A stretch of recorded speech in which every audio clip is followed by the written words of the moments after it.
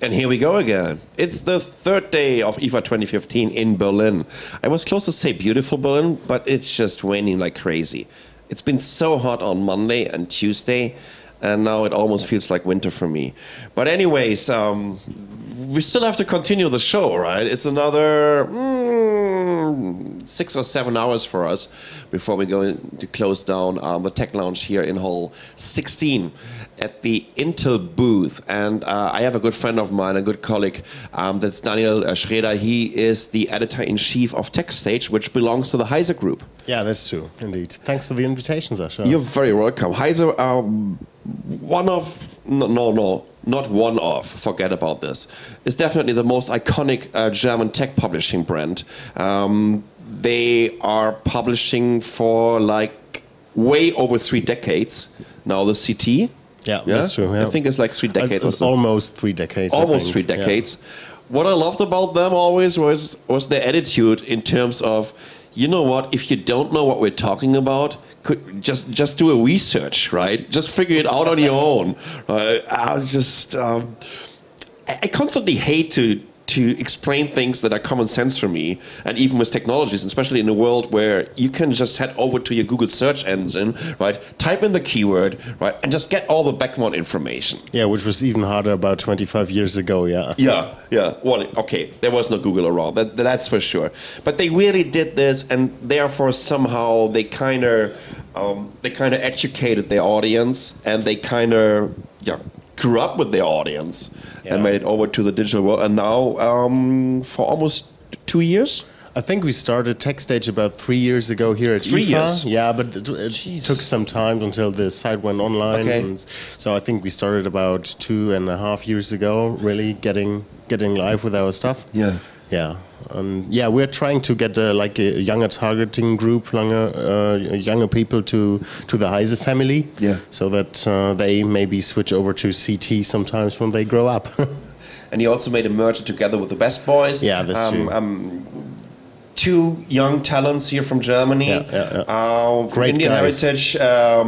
Those guys are pretty much doing the best German smartphone reviews, even before smartphone reviews became popular on YouTube, and before this whole YouTube star scene started. And very, very knowledgeable guys from Hamburg. Yeah, and now they joined the Techstage family and the Acer family. Yeah, so. They're still based in Hamburg, doing their stuff on their own. But things changed since I don't know when they started, about 5 or 6 years ago, when smartphone review videos were 40 minutes long and people looked them from the start to the end, and so they don't do it anymore. They want like 5 or 10 minutes and compressed stuff, but it's still interesting to work. Those days are over, right? We're still getting it. So. We're still getting it when we're writing like long articles, and people are saying, could you just maybe write a wrap up? I said, When was the last book you read? Right. So are you just reading what stands on the back of the cover? Well, to be honest, when I'm on vacancy, it sometimes happens that I really read books, and then I read lots of books. But I think the last time when that happened was about 3 years ago or so. Yeah. Isn't it the huge disadvantage of technology and the way media evolved, that our attention span is like in between 3 and 5.5 seconds? Yeah, maybe, but this can also be an advantage because, like, for example, the Best Boys just started a new video format on YouTube at the IFA show. It's called TLDW, Too Long Did Not Watch, and it's just what you said. It's for people who do not want to, like, the videos are no longer 40 minutes long, but about 5 or maybe 6 or so about new smartphones, and this is a new, we try to get people who just want to watch about 60 seconds, just the main stuff, and I'm interested whether that works or not. I don't want that. Me neither, but it seems that people want that. Yeah, no, I hear you. Yeah. It's a different world, which also means there's always a market for doing something completely opposite of what's happening in these days. So, IFA, you've been here for the last 5 days, 6 days. 6 days, Jesus. indeed. Yeah. So now, like, my shoes are smelling like Pumas when I Well, thank pull them you. out. Yeah. Shall I show it to you? No, I'm okay. Okay. I don't want to smell your shoes as well. No, those are. I have like 2 or 3 pairs to change them. I've so just they're not 2, too bad. so both are smelling now. What was your highlight at the IFA show? Sorry for asking you the questions now. I think the Lenovo Yoga Tablet 310 is absolutely amazing, especially when you're listening to the audio. That is insane what they squeeze out of a tablet. And as soon as the kind of Dolby surround demo is switching over into the 3D sound, I was like blown away. It was on the live stream that I realized this for the very first time. That was really cool. I think the Samsung Gear S2 is a beautiful watch. I love the concept of it. I think Tizen looks amazing. Absolutely amazing in terms of usability. Seriously, it's not even competing with iOS and Android Wear. This is on a different level. They have done a really great job. Yeah, That's true. and I just hope that they're getting traction for this and momentum for this. Yes, it's still Samsung, and it's one of these companies and corporations to be able to squeeze and push something into the market. I would love to see more companies picking that up as an alternative. Yeah, but I still see that you're still not wearing a smartwatch, right? No. Yeah. Well, no. I gave up on smartwatches about 6 weeks ago. Okay. Why? After wearing them for 2.5 years. I always wanted to have a smartwatch until I had one. Look at this one and look at yours. Yeah, yours looks better, right? Exactly. No, it's not only about it's not only I think in general a watch is jewelry. Yeah. And somehow it's about a look. And when I'm looking at this one, I think, oh my God, I really love it, right? And I have like 7 or 8 chronographs. And I just don't need this extra additional layer of information on my wrist. Yeah. I have a smartphone. Yeah, that's true. When I bought my first tablet, before I bought it, I just was thinking about, do I need it? Because I already had a smartphone, I had a notebook, and things like that.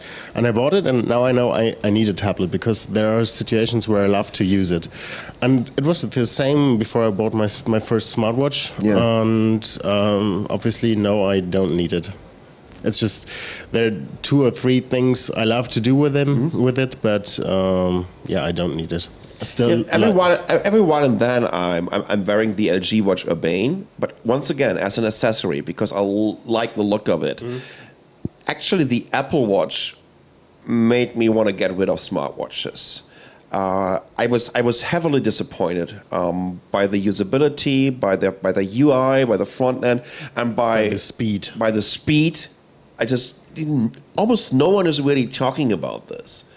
This is Jesus. It's stuttering, like it's so many apps, and no one is really pointing it out. You know what the biggest problem is?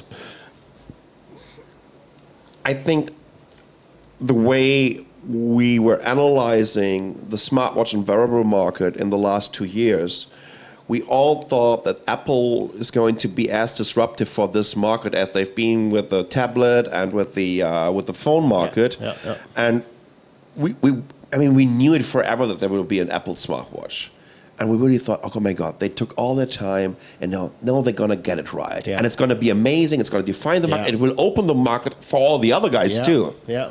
But that didn't happen. It just didn't happen. It just runs one day with one battery charge. Yeah. It's slow. Yes, it has apps, but you don't need them. I was up to order a taxi this morning in Berlin, and I'm using an app for that. It's called My Taxi. I don't know whether you know it. It's working all over in Germany, and it's really good stuff. And it also works on the smartphone, but it didn't work. I don't know why. It connects to the smartphone. You wait about 30 seconds until you get the information. Hey, you can order a cab, and then it just said, no, it's not working. Look for your internet connection.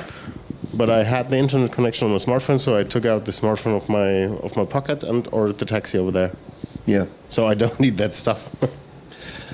Seriously, for me, it was quite disappointing, and in general, I just don't have this user scenario anymore for the smartwatch. I wanted to get rid of this notification terror that I'm receiving. But it gets even more when you're wearing a smartwatch, Exactly. right? Oh, no, you're kind of putting yourself into a position where you're saying, now with my smartwatch, I don't need to pick up my smartphone all the time, right? Yeah, and then it says, hey, you got a new notification. Look at the app on your smartphone. Yeah. Okay, great. Thanks. Open app on smartphone. Yeah. Jesus. No, well, as I said, I think the approach of the S2 is pretty interesting. It looked very minimal. It's very easy to understand. Like, it just takes you a minute to get used to it, and you know what's going on there with this device. And I mean, what else? What else was super interesting here? Maybe not super interesting, but have you seen the ZenWatch 2? Oh yeah, I knew that. Not brand new, but they stated the price point. 149. 149. Yeah, well, actually, will be 169 in Germany because of the leather straps. And this is actually the bigger model. They have two models. They're the same price. Okay, interesting. Yeah. Interesting. So globally, I think they're starting at 149. Yeah, but I think that's with the plastic straps. Yeah. And they don't offer them in Germany at the beginning. Okay, interesting. I didn't know that. So yeah, that is aggressive. But I got a very interesting information about that, because maybe you've noted that they had like the heartbeat sensor in it on the first version, and no longer in the second they got rid version. of it. Yeah. Yeah, and it seems, I don't know whether that's true, but I heard that several times on the trade fair, that the companies are fearing like law problems when they have a cheap heart rate sensor in it, because it could show up wrong information that could get sued for that. So, as I heard, Google asked the companies to include high quality sensors or get rid of them. Which makes perfect sense in my opinion. Absolutely. Right? Yeah. So, the ZenWatch 2. In general, I think Asus had a really, really interesting lineup again. What about this Acer Modular mini PC? I love to see it, because I think it's... I just played around with it yesterday. Do you think it's something that has a market, or is it more like a marketing stunt? I think it's a showcase. Yeah. I think, it's nice to see, but the components will be probably lots more expensive than buying like USB 3 hard disks or things like that. And I don't know who should buy this. I asked them exactly that question: who should buy this stuff? And they told me, like people who want to upgrade the computers, but they don't have the knowledge to screw them open. So I don't know whether those people exist. Those PCs don't even have screws anymore. Right, those are just clips, right? And then you're getting this goddamn graphic card in there, or you're getting a SATA connected to your SSD. Yeah, and this won't work until there's a standard that any distributor or any manufacturer in the world can produce like components for all those PCs, and several companies will do that standard. Then it might work, but until then, no chance. Okay, so we have some questions. Let me see. Fabio is asking, is Fabian, did he switch over to Heise, or is he still with Techstage? Well, he switched over to Heise. He's doing like SEO stuff over there mainly, and things like that, Okay, there we go. So he switched over into the technical group of Heise. Okay. Well, thank you, Adalbert, for the feedback that you're loving the show, and yes, he's also confirming that he switched over to Heise. What's the best show for you bloggers? That's the question. What's your favorite show throughout the year? No, the tech show. Trade fair. Oh. Actually, I'm not sure. I think Mobile World Congress was the place of the year where most of the new innovations were shown in the past, but that stopped. CES in Las Vegas is great to be there and to see all the new stuff, but it's hard to get around in the city, so that's annoying. And of course, IFA is good because it's not far to travel for us. I hate them all. I wanted to say that, but I didn't. Yeah. No worries, my show. I can do that. No, I'm just kidding. Just to make up for this, of course, I love the Intel Developers Forum. Now, I love developers forums. Whether it's going to be the Intel one, whether it's going to be the Microsoft one, whether it's going to be the Qualcomm one, just to name also an Intel competitor here. And I tell you why. This is not really about the product announcements. This is not about, just getting the scoop, rushing from one meeting to the next one, trying to be the first ones to publish anything, blah, blah, blah. This is something that I don't want to do anyways anymore.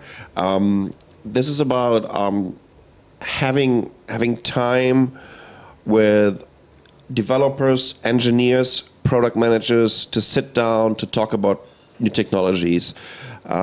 This is not about that I'm going to publish this right away, that I might not going to publish this in like 3 or 4 weeks. Or years, maybe. Or maybe even years. It's about inhaling information for your background knowledge and also for future references. And this is why this is IDF was absolutely amazing. I think we should still have some walkthroughs of the show floor that we need to show you today. I think Nicole prepared something from IDF. I need to ask her anyways. Or maybe the guys in the back end can already take a look at it if we have any IDF videos available.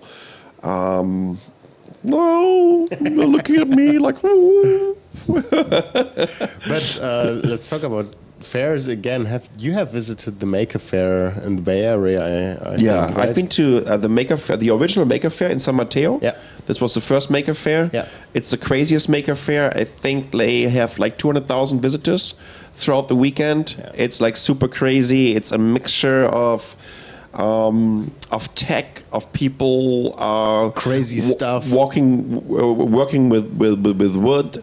You have those Burning Man American Steel guys over there, and I think we will have in our next Out of the Box show we have some fantastic footage. Nicole was we went to American Steel in Oakland to interview them, and they have this. It's like a steel horse. And they were driving through Oakland in the middle of the night with it, and it just it just can throw out fire and whatnot. It's quite interesting. Yeah, this Maker Faire is out of control.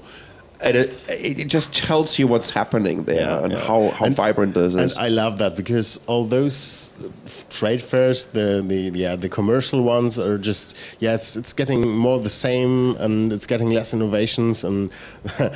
It's just fun to see what crazy people can do out of like any stuff. What you see there is just amazing. Yeah, I love Maker Fairs, and to be honest,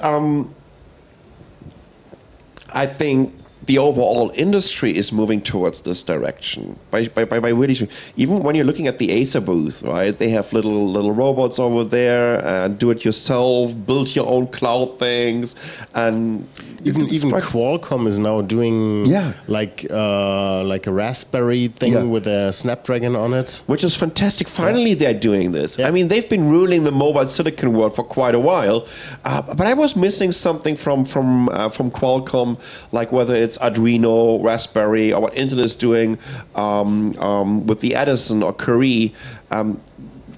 You still have to give Qualcomm credit for building the most highly integrated mobile chips that are out there, especially when we're also talking about the wireless modules that they're getting in there, because this is where they're coming from. They have like 20 years of history building these wireless modules.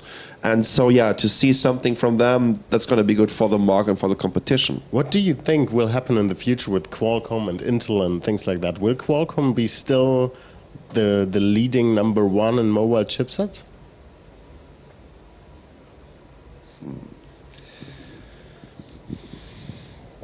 Qualcomm had a rough year, to be honest. I mean, they are still very, very good in the mid-range device. Yes, 810 hurt them somehow. but it hurt them more in terms of reputation and throughout the media. Yeah, the A10 is not a real Snapdragon, right? Because it uses the ARM Big Little architecture. That was a problem. They were kind of moving away from the heritage and from their path of creating their own design, their own architecture, which is still referring to the ARM instruction set, but. What they did was A10 was something like, oh, I think the ARM reference design is so good, you know what? Let's just go for it and just pair it with an Adreno GPU, and we're going to be fine. To me, that was a very, very lazy move. I think it was just like the market was moving to 64-bit. They hadn't their own 64-bit architecture ready yet, and they needed to do something. So they just looked, wow, where can we get 64 bits? Oh, there's the ARM reference design. Let's buy it. Yeah. But like you said, it's probably not good for their reputation. They had the heat problems with the A10. And I'm very interested to see the next one. Yes, I mean, throttling is happening on that device. But what a lot of people seem to forget about this is no matter if it's throttling, right, there's no Android app that is out there that would get affected by this throttling. Nothing. You can get the latest 3D game on Android, right? And you're still running at a super high frame rate. You won't see any stuttering at all. And this is something that kind of pissed me off a little bit. Yeah, but I think this is a problem that all the companies will have in the future, because you don't need the power anymore that the CPUs can give you at the smartphone. Why would you need more power than you have right now to run like 4K to open 3D games? To open the Facebook app. Yeah, so that happens faster. Yeah, or that maybe the smartphone apps will load up faster. Yeah, it is just seriously. It is. The product smartphone is like finished. There's no innovation. Yeah. Okay, here's something that I really loved during the Internet Developer Forum. They had a kind of Project Tango version, and they put the WheelSense camera technology in there. So you were able to do live 3D mapping. And that is pretty cool. That's cool indeed. Yeah. Because especially, well, think about it, you're sitting in a restaurant somewhere and you're having a nice glass of red wine, and you just love the shape of the glass of red wine. You're taking a picture and then you print it out at home. And then you got a great crystal design thing in the restaurant. When you're at home, you get a plastic stuff 3D printed. But it's going to look the same. At least you can kind of refer to this. You can use it. Yeah, probably. So I'm pretty sure that Qualcomm will bounce back next year. A20 looks very, very promising, but once again, the competition is getting stronger. I think it's also interesting to see what MediaTek is doing. They have amazing silicon in the market right now, and especially low power consumption silicon. They're becoming better in terms of developing their own modems, and as soon as they've made that available, it's going to be quite a competitor. Plus, what you have to give credit to Samsung, what they did with their Exynos 7420. They have the fastest SoC in the mobile market right now that you can put into a smartphone. Otherwise, it would be maybe a Tegra. Yeah, but X1. that's typical for Samsung, isn't it? They just do. Yeah, we got the largest display, the fastest CPU, the highest camera resolution. It's just what they do to sell the products. Yeah. So, Daniel. Is it over already? It's already over. I know. So that means we are also going to have a little break right now of roughly about 2 minutes. And before that, I need to say hello to Mia. You have a fantastic Sunday. So that was a little personal cheers and shout out. We're going to have a little break for like about 4 or 5 minutes, and then we're gonna talk to Team Acer. We have Paulie and Cons, two well-known esport gamers out there, and we're gonna have a little chat about I think FIFA and e-racing. So just bear with us for another 2 or 3 minutes, and we're gonna be back soon.